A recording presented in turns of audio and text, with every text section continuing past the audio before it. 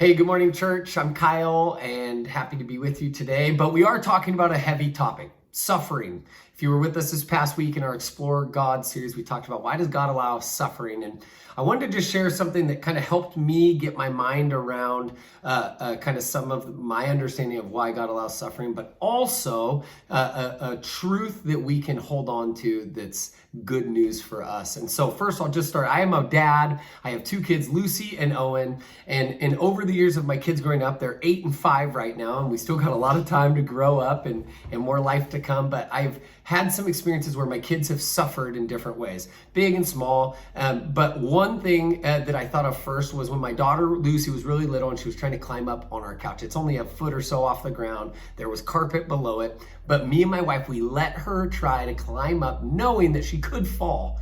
But we knew it was good for her own maturing and her own growth. And so sure enough, she climbs up, falls, she starts crying. And as her dad, I picked her up and I held her and I said, "It's okay, baby. You did so good. Keep it up. You're doing so good. I'm so proud of you." And I held her as she cried.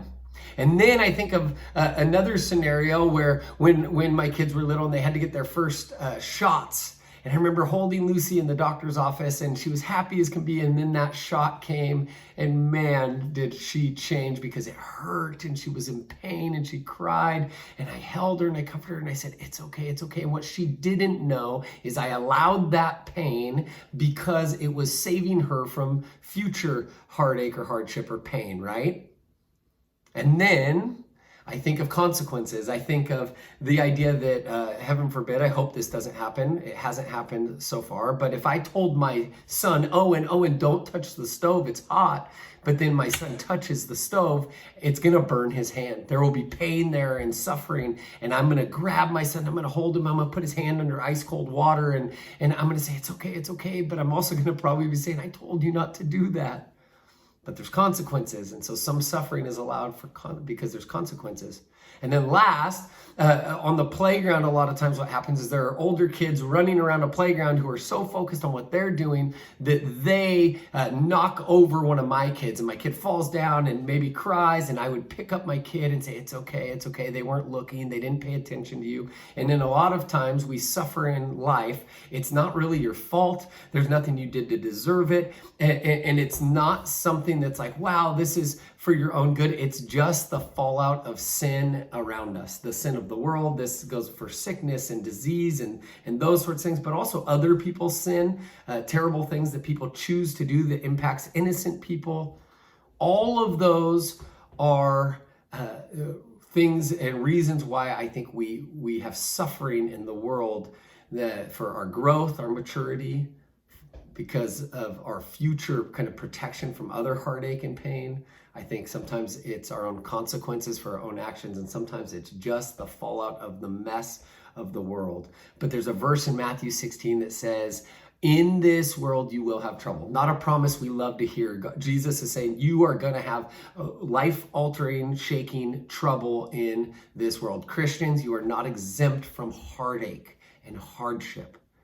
But that verse ends by saying, "But take heart, for I have overcome the world." And I think of every one of those scenarios with my kids, my response as their father is the same: to pick them up, to comfort, to say, "I'm here with you. It's okay. It's okay." And our God has overcome the world. And I am confident that no matter what you're going through, no matter how big the suffering you're going through is, or even in some of the things that you think no one else cares about, our God cares. And he is with you in your suffering, and he wants to comfort you, and he will walk with you through this suffering, and he will see you through to the end of this suffering because he has overcome the world. Our God is faithful and he is good. And so I hope you are encouraged by that and can hold on to that truth about our God today.